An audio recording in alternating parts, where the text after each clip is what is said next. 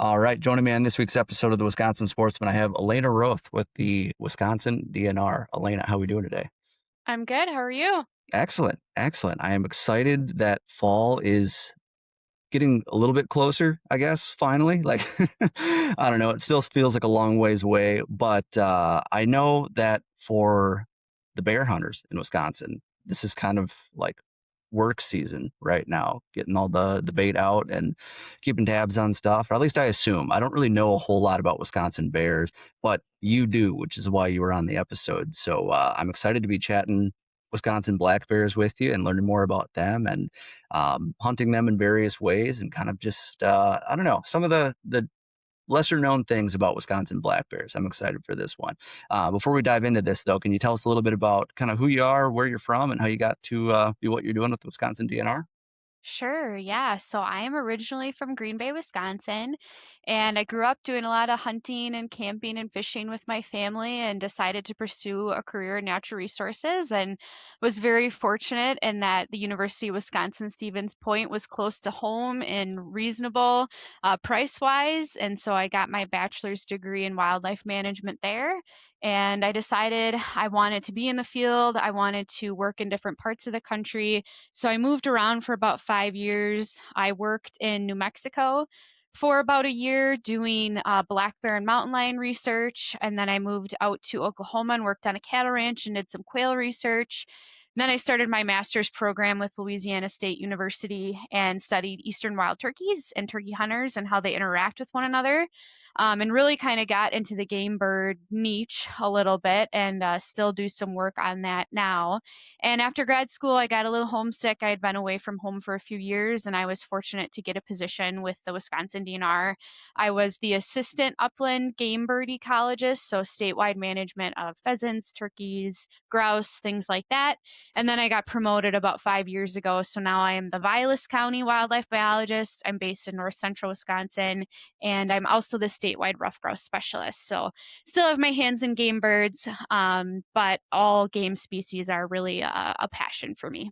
Super cool. That's awesome. Yeah, you got your hands full up there, I'm sure, with all the stuff running around up there. How does the I guess like when did the I mean you mentioned it there like you did black bear research early on and stuff. How does that kind of translate back to looking at black bears and their management here in the state of Wisconsin now compared to out west?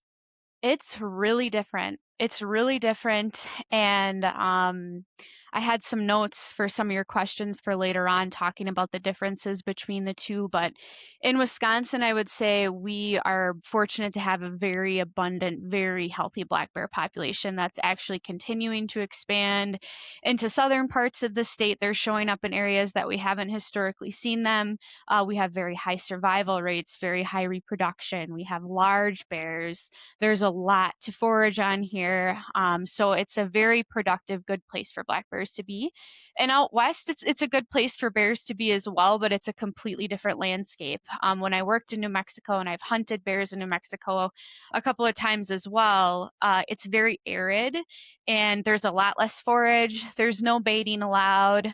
And conditions are very different. So you can harvest a black bear in New Mexico that's 5, 6 years old. Maybe it's a boar that's a couple 100 pounds. And in Wisconsin, you could have a 6-year-old boar that's 300, 400 pounds already. So Hmm. very different, lower survival rates, lower reproduction because food sources there are kind of boom and bust. So it looks a lot different. Their management techniques are different. We're pretty unique here in Wisconsin. Yeah, sounds like it. What is it that contributes to making northern Wisconsin such prime black bear habitat? Yeah, so there's a couple of different factors that play into that. I would say just general habitat is very good, especially like north central Wisconsin here where I am in Vilas, Oneida counties. We have tons of oak, lots of acorn, very important food source. We have a lot of other soft and hard mass sources, so blackberries, raspberries, hazelnuts, etc. We have lots of water, and bears tend to be associated with those riparian areas. They like lowland, swampy areas, riparian corridors. They have a high need for water, which is a little bit different than like game birds, which might not even drink water and just get it off the dew and the Hmm. vegetation that they're eating. But bears do have a strong need for water. So that helps a lot. If you think about like fat, you need a lot of water to put on a lot of fat. So that's important. We have a lot of that. Um, and we have a lot of protein rich forage. So forbs, flowering plants, we have a lot of that as well. And it's also important to note we have a lot of bait on the landscape, an insane amount of bait on the landscape. You can start baiting in Wisconsin in the middle of April, and then you can bait all the way until the end of the season, which ends sometime in October typically. And there's a lot of people out there. There's a lot of baits. If you go on public land, it doesn't take long at all to find a bait trail. So that helps as well, and we're finding that in our research. We've got collared sows with cubs, and we're finding that reproduction and litter sizes and overall body weights are definitely enhanced by all the food sources that are out there. Gotcha. One of the things I didn't hear was, I think what a lot of people think about with bears, or at least I do, is like that carnivorous side of the diet there. So they're primarily eating more nuts and berries and, other stuff, but like they're not, I guess, can you debunk the myth that the high black bear population is a major contributor to the declining deer herd? So I would argue first that there's not a declining deer herd in Wisconsin at all. Okay, It's okay. I extremely like it. abundant. So that would be the first thing if you're looking at a statewide scale. Different by localized areas, but on a statewide scale, deer abundance is going up. Mhm. I will say it's a good point, and black bears are extremely efficient at depredating fawns. They're our number one fawn predator because when they are born in June, and they are less than a couple weeks old and they can't really run behind mom, and they're in that phase of life where they're trying to just find cover and stay low and stay bedded down all day waiting for mom to come back and feed, they're extremely vulnerable, and bears are very patient and very good at searching for fawns during that time of year, and they will find them and they will depredate them very efficiently. So they do, but as soon as fawns are able to run a little bit more and escape that, then bears really are not putting the effort and energy into depredating them that way. And then they do better. So yeah, there's a lot of fawn predation that occurs from bears more than wolves, coyotes, anything else, but not to the point that they are negatively impacting the deer population. And bears in general are going to eat a lot more plant matter in their lifetime than they are animal matter. Got it. Yeah, I suppose. I guess I was thinking about I don't know, a couple of years ago when everybody was freaking out about the Northwoods deer population on the decline. So it's good to know that that's not the case up there, and especially that bears, aside from fawn depredation, aren't really. I guess now that I think of it, yeah, it makes perfect sense. Like nobody's. I guess they're not like a pack predator. They don't often chase things down a whole lot or anything. Do they scavenge? Are they like Yep. roadkill eaters and stuff like that? Like would they lean into that opportunity? And but aside from that, they really stick to a pretty much plant-based diet. Yep. Yeah, they definitely scavenge and they're opportunistic. Like if they come across, some mammal or other animal that they can predate upon, they will. But they're not like a wolf. They're not gonna hunt Mhm. things down. They're not gonna chase. They're not gonna ambush prey like a mountain lion would. It's a lot more opportunistic. Got it. What does the interaction between black bears and wolves look like up by you? That's another very controversial thing. People have a lot of opinions on it, but in general, I would say bears are doing very well, and wolves are doing very well here, Mhm. as well. Like to the point where every available niche for wolves has been filled in northern Wisconsin, and they seem to be coexisting fairly well. I will say, like, we have cameras on all of our bear baits, and we will see wolves push bears off bait, and we'll see the opposite too. We'll see a big bear push a wolf off a bait too. So there's definitely some competition over baits. We see that there's rumors of wolves pulling hibernating bears out of dens and killing them, and I'm sure that it does happen on occasion. But in our research, like I said, we are collaring black bears. We have every winter for probably 5 or 6 years now in a row. We have not seen evidence of that, and definitely not on a population level impacting scale. So I'm sure there is some competition, but like I just stated, bears are eating a lot more plant material and wolves are eating almost exclusively animal material, so their niches Mhm. don't overlap all that much. Sure. Yeah, totally makes sense. That's super interesting. Um, so you mentioned that, you can start baiting in April, right? And so, I mean, it's a long year if you're a bear hunter in Wisconsin, at least if you're running bait, right? What does a year look like for a black bear, and also for like from a black bear research standpoint? What types of projects are you guys working on throughout the year, and what are the bears doing throughout the year? Sure. So I'll start with the research side. So I'm in the Bureau of Wildlife Management with DNR, which means that my main job duties focus a lot on habitat management. That's the biggest thing we do. And then surveys and a little bit of like education, outreach, administration, things like that. So when I do get to help with research, it's a different bureau. It's the Office of Applied Science that's leading that research. So it's a crew that'll rove around the state and collar bears and do research. But when they're in my area, which they are frequently because there are a lot of bears in Vilas County, they'll call on me to have that, local knowledge. How do we get to this point? It's really remote on the state forest. How do we get there? What do we do? Can you call this landowner? Do you know them? That sort of thing is where I'll come in and help assist. And then when we are out in the field, I oftentimes get to help with that too, which is really cool. That's the kind of snuggling baby bears in the wintertime stuff. That's like why you become a biologist. So in the wintertime, that's what we're doing. We wait until about March at the earliest when the cubs are a little bit more developed, and we'll rely on reports from the public or landowners. So people who are out and about in the fall or early winter and find a bear den, they can report it to us, and then we'll go out. If it's a sow with cubs or yearlings, we'll collar that sow, tranquilizer, collar, and then we'll fit ear tags to the cubs and take measurements and take blood samples, hair samples, a tooth sample for aging, things like that. And then throughout the rest of the year, OAS is tracking them, their GPS collars. I believe they do some other kind of measurements. I'm not totally familiar with what they do the rest of the year. And then we go out again in the winter and help with that. So that's kind of my, limited knowledge on the research side, like the nitty gritty of what they're doing there. For bears, what their annual cycle looks like, black bears mate in June and July.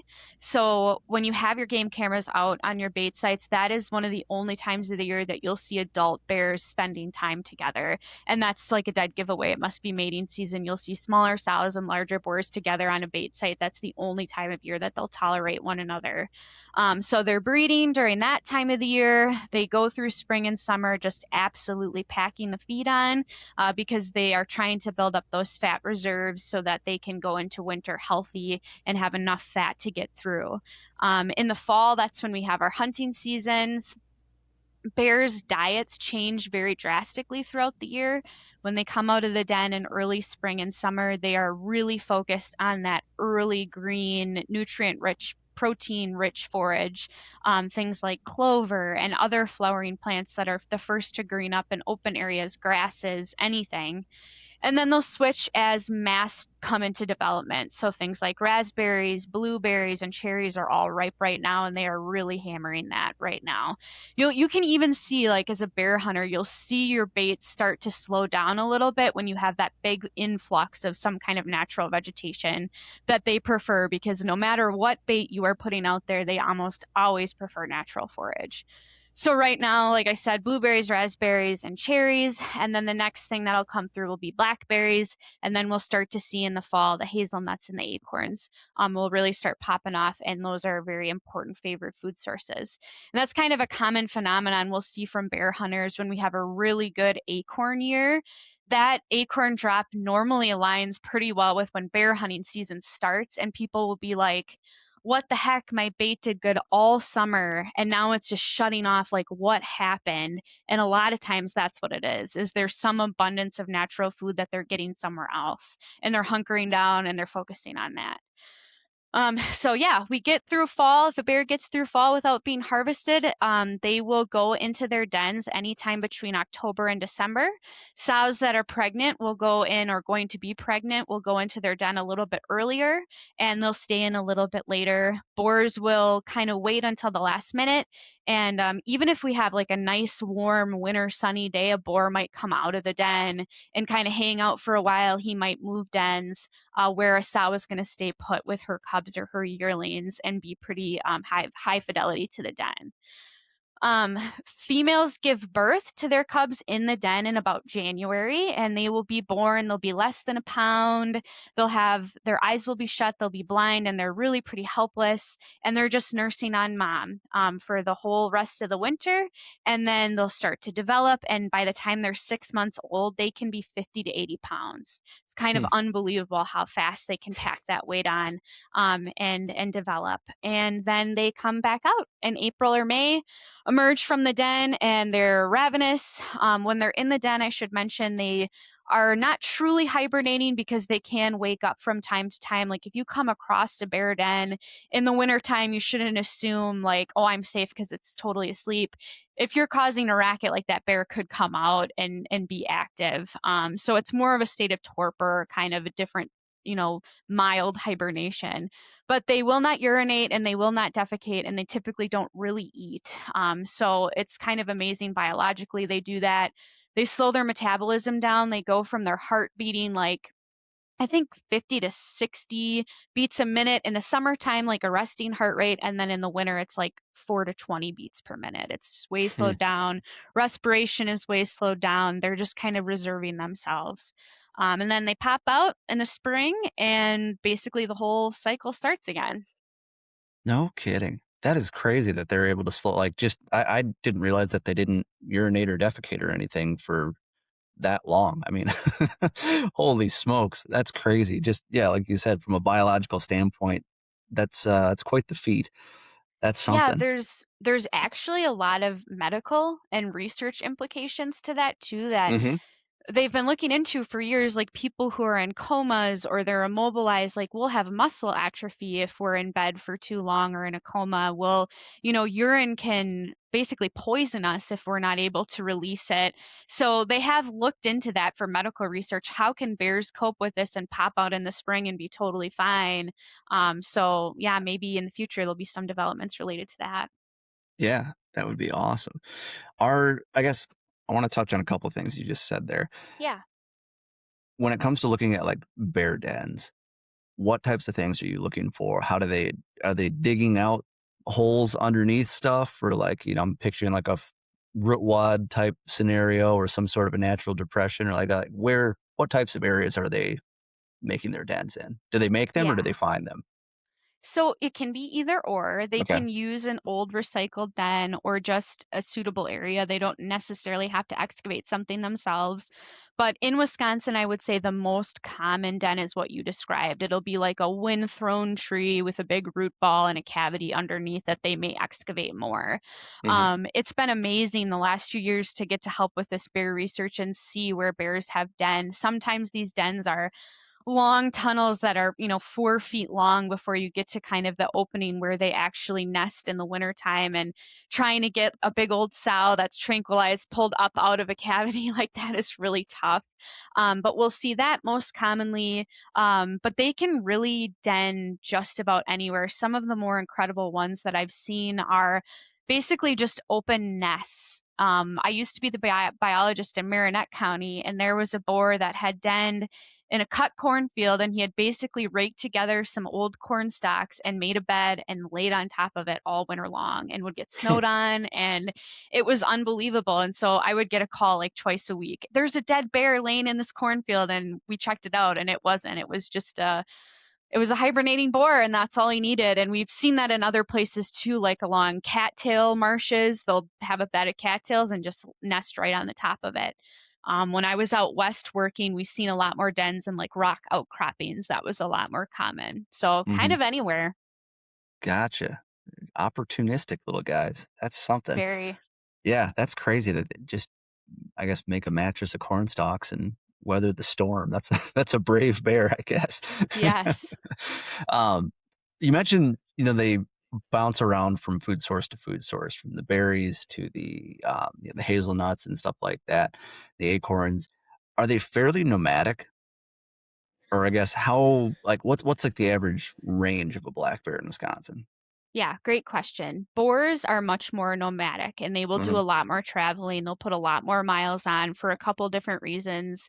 The first being that when a boar is about a year and a half, so when he's had that first whole year with his mother and they're getting into that second spring and she's getting ready to breed, she kicks him away. She doesn't want him. She won't tolerate him anywhere in her home range. So he'll really have to boogie then to establish a new area for himself. So he'll probably move a pretty great distance during that period of his life. And then when they're breeding, they're going to be doing a lot more moving around as well. But on average, a male black bear in Wisconsin, his home range will be about 36 square miles in his Oh, lifetime, wow. and a sow will be much smaller. It'll only be probably about 6 square miles.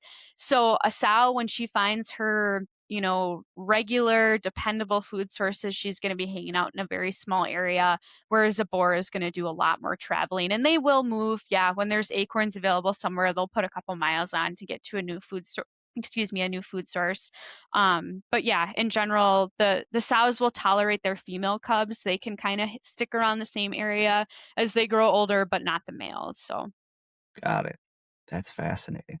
It's interesting because, like, it's one of the few species in Wisconsin that were not, I guess, not the few species, but one of the species in Wisconsin, the hunting season doesn't coincide with the breeding season, right? Like our turkey season is during breeding season, our whitetail season during breeding season.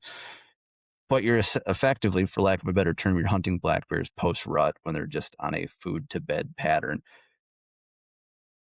If somebody were to, so I guess one of the things I didn't mention yet was you were a mentor for Learn to Hunts, correct?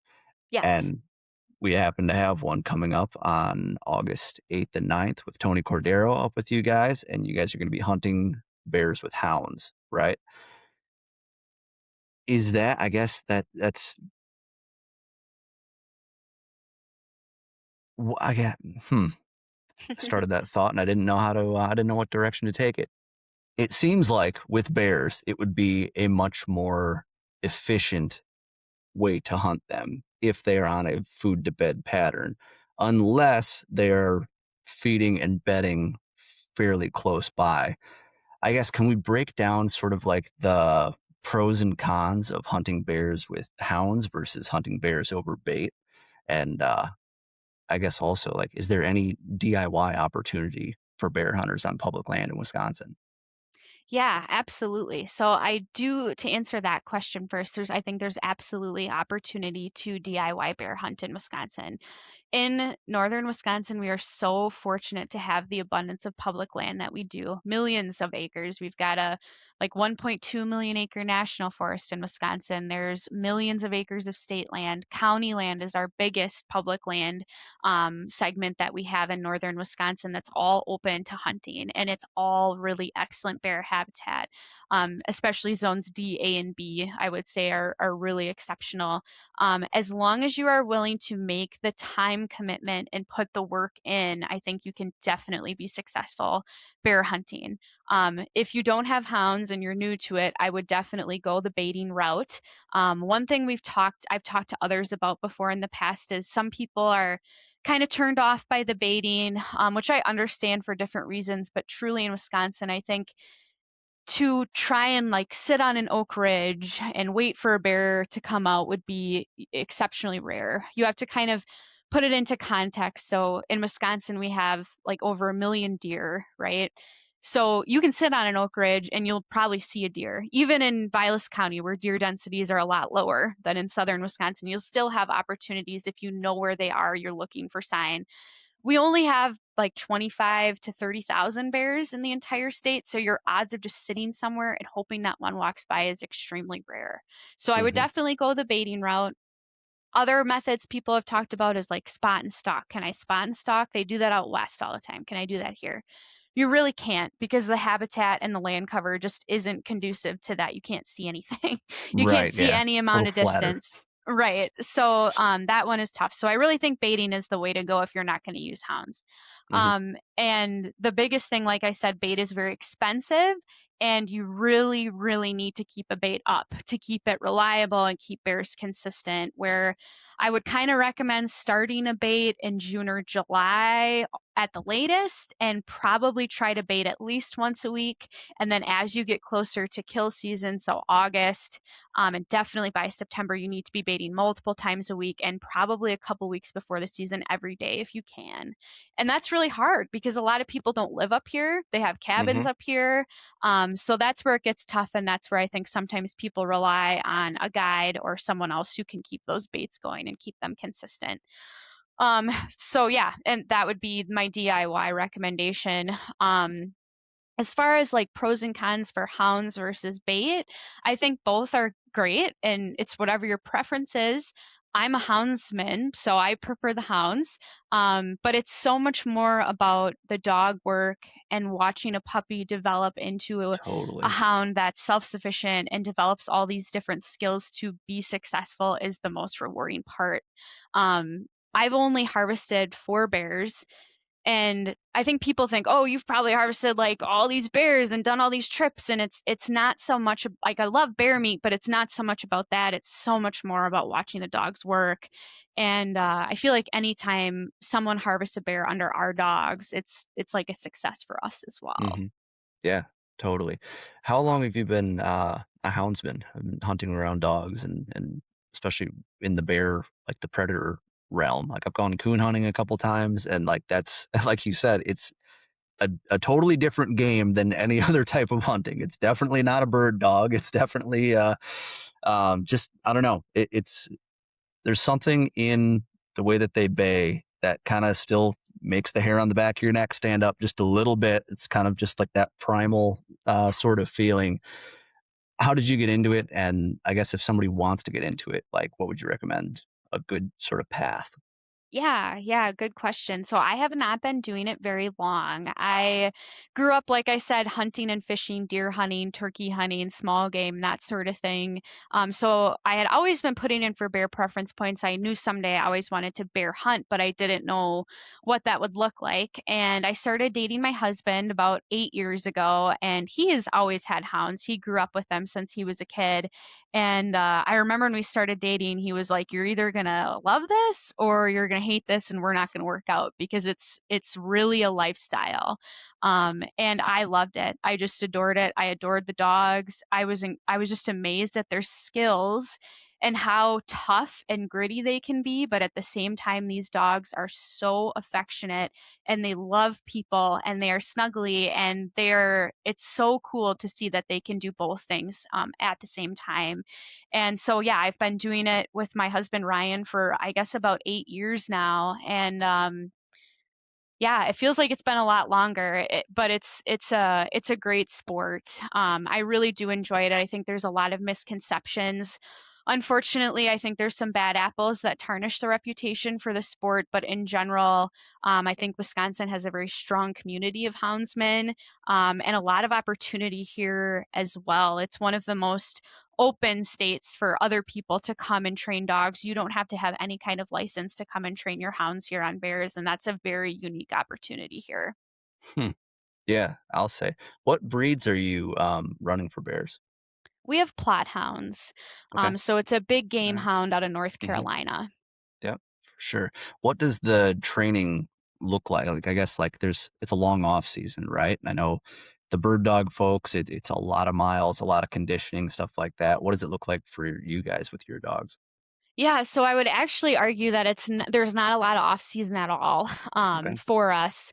So my philosophy and what my husband kind of has always instilled in me too is like this is a living, breathing animal. This is not just a tool. Like this is not your bow when you're bow hunting that you just hang up on a shelf and wait for September to come. Like you owe it to this animal to train them and use them and give them like a rich, fulfilling life all year long. Mhm. So for us, what it looks like is um, it's less. I mean, it ebbs and flows throughout the year, but we will have puppies that we will train on raccoon.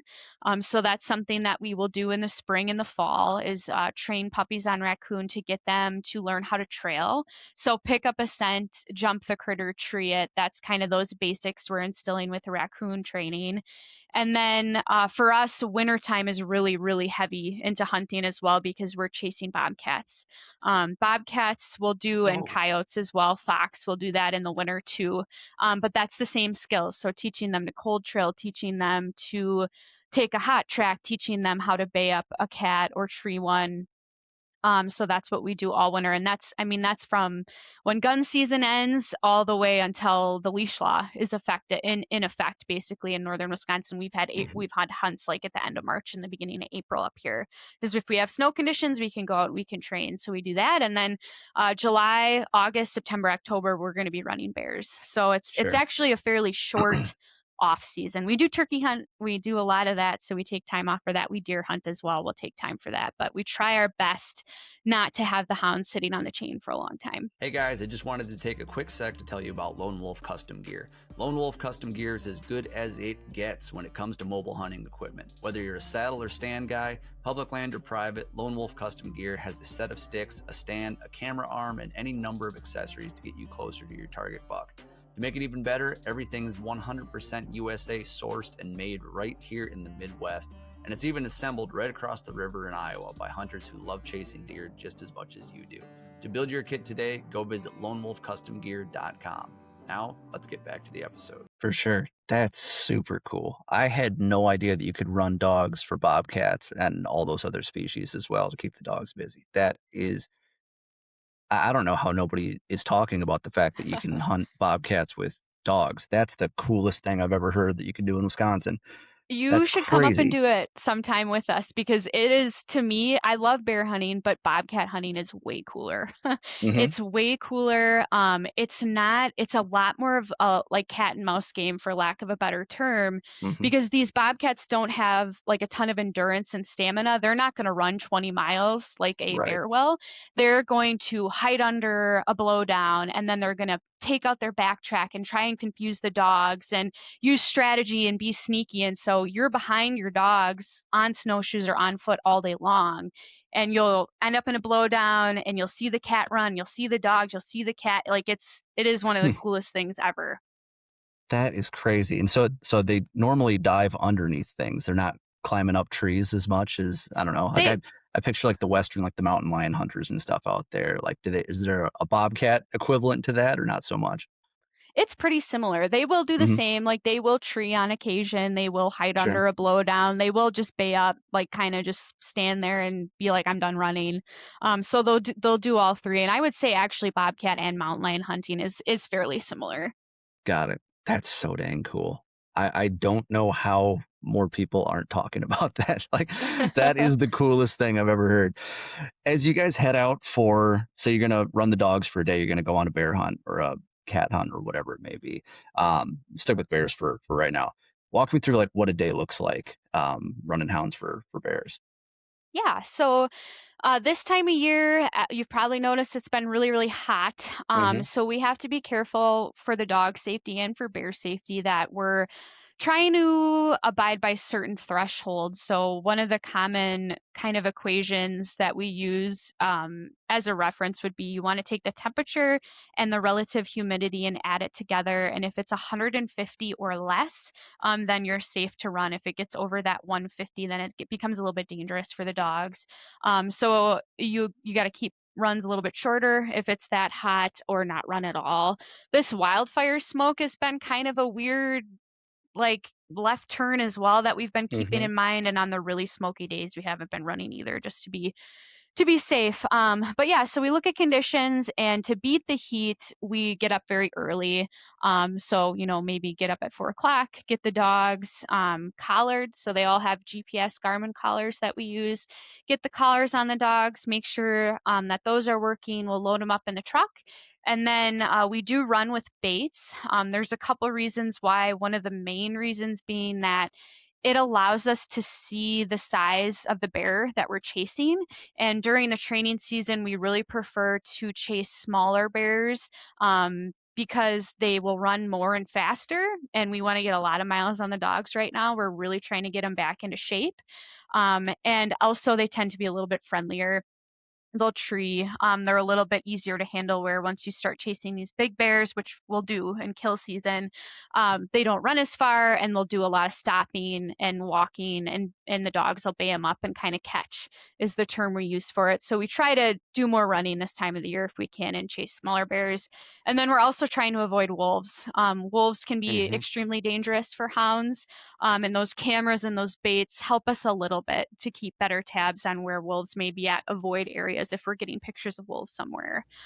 So yeah, load the dogs up, check all our baits, check the cameras, see if there's a little bear that looks good to run, and then typically you'll let out maybe one or two dogs once you get to the bait, and we'll call those like trail dogs. And basically, what they're doing is they're picking up the scent of the trail of the bear came in, he ate the bait, and then he left. It might have been 2 hours ago, it might have been 10 hours ago, and you want to have your good trail dogs. So every dog has its own unique personality and its own skill set. And you'll have dogs that are excellent at trailing. You'll have dogs that are excellent at treeing. You'll have tough dogs that are good with a bait up bear. And you kind of use each of those unique characteristics just like a team and know when to put certain dogs into certain situations. So you start with your good trail dogs. You'll get the trail going and you can tell by their bark what they're doing. Like if they're on a cold trail, and it's still cold. They're still grubbing it out. They're still trying to get to where that bear laid down. And then all of a sudden, the chase will get faster and they'll have a different bark, and we'll call that a jumped bear. That means it's aware it's being chased, it's been jumped out of its bed, and now it's a hot track. Like now they're actively running away from the dogs. And that's where, if we get a good crossing or we get close to the dogs again, we'll pack in more dogs to help chase the bear, speed up the chase, put a little more pressure on it. And then the goal would be that the bear trees during training season, and then you'll have the dogs treeing, and you can tell by their bark then. It's like a short, choppy bark, normally very rapid, and that'll let you know that they have then treed the bear. And of course, the GPS unit helps us keep tabs on that activity as well. That's so dang cool. That's awesome. And like, what a cool system of being able to I mean, kind of do both and run bait and have the dogs kind of coincide with that. I mean, that's about as efficient as I can think of. You could bear hunt in Wisconsin. That's really, really cool. You mentioned the young bears. They run more. They're less confrontational. As you start chasing some of these bigger boars, these older bears, talk to me a little bit about like the safety and how that coincides with running dogs. Will they turn around and stand off with them? I know everybody's well, I'll get to that in a sec. But I guess yeah, like in terms of like dog bear interaction, Mhm. what types of things do you see? Yeah, for sure. So you have to be a lot more cautious. And I will say, like in general, before I go down this road, like I said, I've been in this for about 8 years. And we've only had a handful of bear injuries to dogs, only a handful. And we've had way more weird stuff happen to dogs, like way more super weird vet bills, like ate a sock or ran into a stick with its mouth open or just porcupines. Like Hmm. weird stuff like that is a lot more common. So I don't want that misconception that like, oh yeah, every time we let the dogs gets mauled by a bear. It's Right. not like that at all. It's relatively safe, and especially if you handle in a responsible way, which we try very very hard to do. And I would say the responsible way to do that is you know your dogs, you know who's tough, you know who's a little bit more afraid of bears. Like there's certain dogs that really know I'm not going to get that close to a bear because they're scary and that's okay. And so you know when to use those dogs in those certain situations. And the other thing that we always try not to do is if we have a big bear that's stopping and it's catching, it's being bait up, we're not going to overload that bear with dogs. We're not going to have 6 dogs on that bear. It's going to be like maybe one or two, kind of holding it steady, two or three, hold it steady, and not get it to the point of overloading it. And that's where things can get like really blow up and get kind of Sure. Western, for lack of a better term. So it's about handling and trying to avoid it as much as you can. Certainly, it does happen. I'm not going to say it never happens, but I think you can do a fairly good job in avoiding it. Hmm. Yeah, totally. Well, like you said too, there's so much other weird opportunity for mishaps with dogs that can go wrong. And I mean, at the end of the day, I like what you said there too about how you're not overloading the bear to a point where that fight or flight mode fully kicks in and God forbid they decide to choose fight or whatever. I mean, we've heard a couple horror stories on here about, people running scent hounds tracking or blood trailing deer, and that buck gets cornered and just doesn't feel like he's got a way out and drops the tines and goes for a charge. And nobody wants to, nobody wants that vet bill. Nobody wants to see that happen, hear about it, anything like that. So that's really, really cool. Um, on the note of bycatch and everything there, like you mentioned, you start these dogs when they're puppies on raccoon and stuff like that. Um, do they, I guess, how do you break them off of that? Or do you, how do you get them like totally just keyed in on bears or cats or whatever it may be?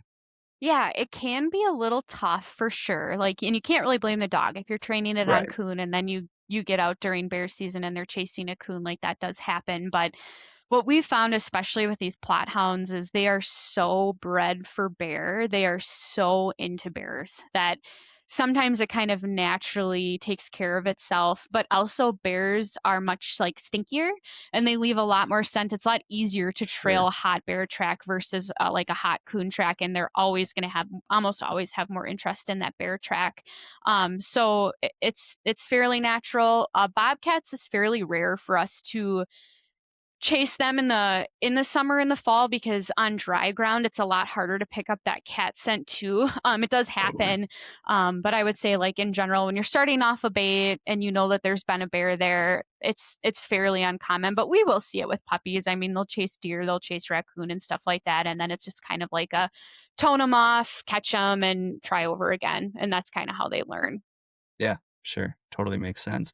In terms of harvesting bear, what firearm do you recommend for somebody who's never done it before? If they are going to go the firearm route versus the archery route, if they're going to go with dogs, I would assume you prefer the firearm. Like any calibers or recommendations you have for bears?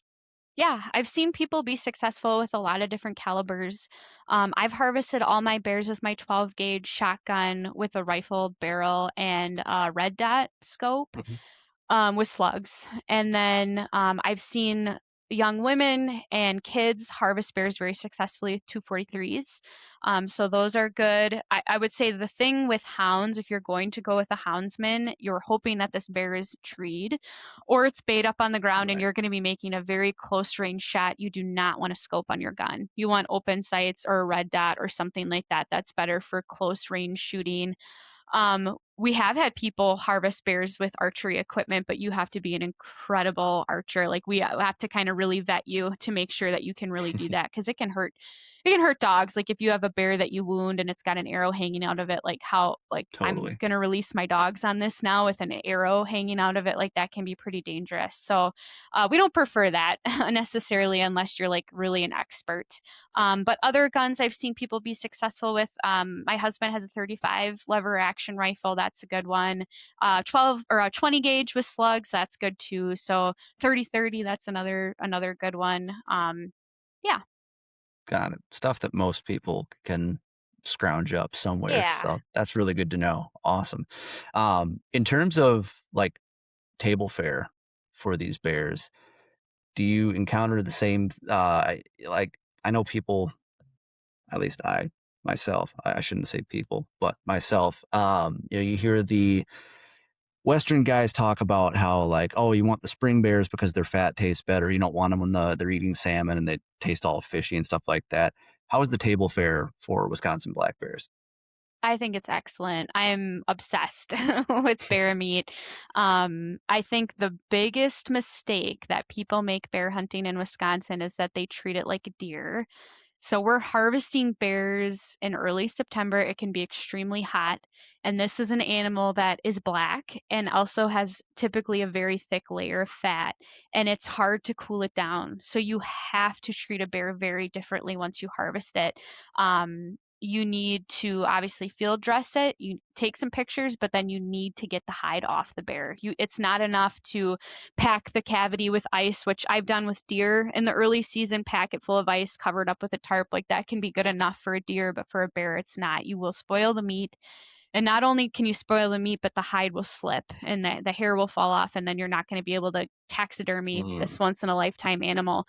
So you have to get that hide off as fast as you can. And actually, when we were in New Mexico on a spring bear hunt a few years ago, I harvested a bear that was like in a canyon. So it was a big hike out, and we actually skun it right there in the field. We quartered it, and then we put the quarters in a river and cooled off the meat that way, cooled it off really good, and then packed it up and we packed it out, the hide separated from the meat. So you probably don't have to do that in Wisconsin. Some people do. I mean, if you harvest a bear 3/4 of a mile in and it's 400 pounds, you might have to skin it and quarter and pack it out that way. But yeah, so that's really important because I think a lot of times when people say like, yeah, I had bear meat, but it tasted really terrible. Sometimes I think it's because it's spoiled. That's something that I hear from processors all the time, like people bringing in bear that's like green, and you don't Ew. want that. But for table fare, if you handle it properly, it's very good. You do have to be super cautious about trichinosis. That's a parasite that they can carry. You have to cook bear meat to at least 160 degrees. So I don't like bear meat like a steak. Like I wouldn't want to cook a bear steak on the grill because you have to cook it to well done, and then it's just tough. I do a lot of braising, a lot of smoking. I use a slow cooker, and then we grind a lot of bear and use it like you would use any kind of ground meat. I think it's delicious. The fat is really delicious. It's not like a venison where you want to cut all the fat and all the silver skin off because it's kind of weird Mhm. tasting. It's delicious on bear, and I am like a total nut about bear fat. My husband guides, and a lot of time his clients don't want the fat because they don't know what to do with it. So I'll get some from them, and then whenever we harvest a bear, and you can render it down, and you render it down. I put it into jars, and then I use it just like I would use an olive oil. Like you can saute in it. You can bake pie crust, cookies, breads. You can treat your guns with it. You can oil your boots with it, and then you can also make really cool byproducts. So I make soap, lotion, and candles all from bear fat, and I love it. That's super cool. I had no idea that there was I mean, obviously we've heard of like the soaps and the bear grease and the rendering and stuff like that. I didn't know that you could rub it on guns and boots and all sorts of other stuff like that. That's super cool. Yeah, Huh. it's all purpose. Yeah, totally. One of the things you mentioned there too about getting the hide off quickly, I would imagine if you're somebody who has not skun a bear, you're probably gonna wanna let a professional handle that, right? Like, it's I guess, like, how easy is it to accidentally screw up your bear hide? It's fairly easy. Yeah. Yeah, that's the tough thing with Wisconsin is you only get it if you're in northern Wisconsin, you only get a tag every 10, 12, 13 years. So you're probably going to want to line up a processor in advance that, can you skin this bear? And then also you're going to need to let them know, are you going to do a rug? Are you going to do a shoulder mount or a full mount? Because that's going to change how they skin that bear. So yeah, that part is fairly complicated. I'm not an expert at it by any means. My husband is, so I'm fortunate to have him do that side of it. But yeah, there's certain cuts you need to make with the wrists and the paws if you're going to do like a shoulder mount. So yeah, I would recommend if you're doing a DIY and haven't done it a lot, it would be good to line up a professional for that part of it. Got it. Totally. In terms of just general, I mean, it could be black bear hunting, black bear behavior, just generally with black bears, what do you think is one of the largest misconceptions about this species? Yeah, there's definitely a few, and I think we've touched on a lot of them. Mhm. I would say, yeah, it being like this big nasty predator that's gonna hunt you down and eat you alive out there, that's one. Black bears are much more afraid of people than you are of them. It is extremely uncommon to be attacked by a black bear in Wisconsin, even a sow with cubs. It's so rare. And I think that's one that people worry about a lot. I'll get people who call me and say, yeah, I want to come up to Vilas County and go biking, but I just don't feel safe, biking in the woods with bears. You shouldn't feel like that. You should never have any hesitation. It's good to be aware and not be totally oblivious, but 9 times out of 10, they're going to be way more afraid of you than you are of them.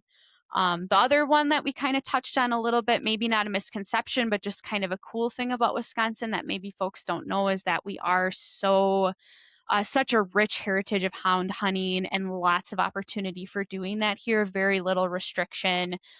Anyone can come and train their hounds here. That's kind of cool. Um, Another one I hear a lot that I think is a misconception is that people think hound hunting or hunting with dogs is going to ruin a bait sitter's opportunity of hunting a bear. That's something I'll hear a lot of complaints about, like, oh, I had this bait that was doing great, and then some dogs ran through it. Now it's turned off for the last week.